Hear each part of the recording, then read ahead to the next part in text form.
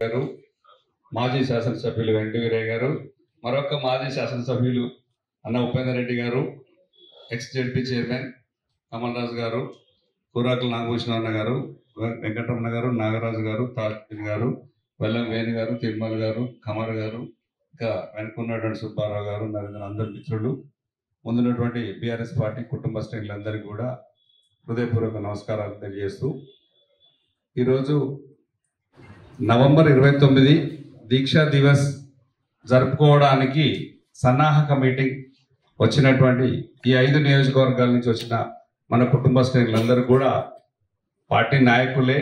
ఏం చేయాలో కూడా మన అధ్యక్షులు వివరించారు.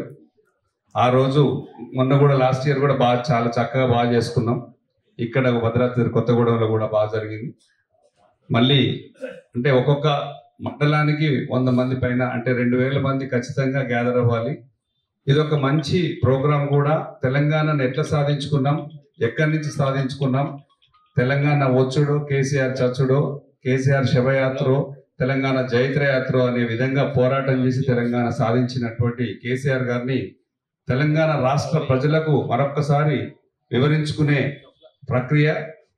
రాబోతున్నటువంటి స్థానిక ఎన్నికలకు కూడా మన ప్రోగ్రామ్ యాక్టివిటీ స్టార్ట్ అయినట్టే. ఈ రోజు నుంచి కూడా వాళ్ళు ఎట్లయితే మనకు బీసీ రిజర్వేషన్ 42% ఇస్తానని మోసం చేశారో కామారెడ్డి డిక్లరేషన్లో, ముందుగా మనం బీసీ సోదరులందరికీ కూడా చెప్పుకోవాల్సిన అవసరం ఉంది. ఇదొక మరొక మోసం చేసినటువంటి దాన్ని ప్రజల ముందుకు తీసుకెళ్ళి ఇప్పటి నుంచే గ్రౌండ్లో బీసీలో మరొక్కసారి మోసపోయినాం, మరొక్కసారి ఇంక పోవద్దు, ఖచ్చితంగా కాంగ్రెస్ పార్టీని ఇక్కడే ఆపేయాలి, సర్పంచ్లో మనం అధిక సంఖ్యలో గెలిపించుకోవాలని చెప్పేసి ఇక్కడి నుంచి స్టార్ట్ చేస్తే రేపు సర్పంచ్లు కానీ, ఎంపీటీసీలు కానీ, జెడ్పీటీసీలు కానీ, ఆ తర్వాత అన్ని ఎలక్షన్లు, జిహెచ్ఎంసీ, ఇక్కడ ఉన్నటువంటి మున్సిపల్ ఎన్నికలు కానీ, కార్పొరేషన్ అన్ని ఎన్నికల్లో కూడా మనం గెలవడానికి ఇది బేస్. ఇక్కడనే స్ట్రాంగ్గా ఉండాలి.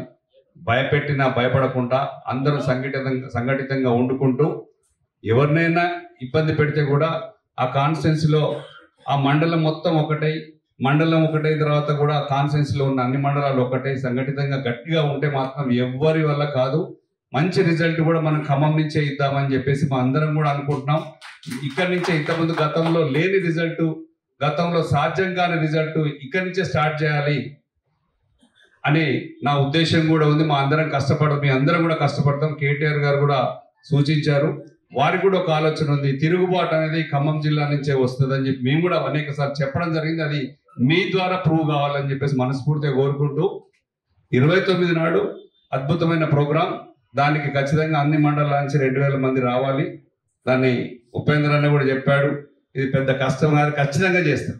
కానీ ఎలక్షన్ కూడా ఏ ఒక్కరు కూడా భయభ్రాంతులకు లోను కాకుండా గట్టిగా నిలబడే వాళ్ళని పెట్టాలి, మనం ఫైట్ చేయాలి. ఇది మన మొదటి ఫైట్ ఇక్కడి నుంచే స్టార్ట్ అవ్వాలి. ఇక్కడ గట్టిగా ఉంటే చివరి దాకా గట్టిగా ఉంటాం.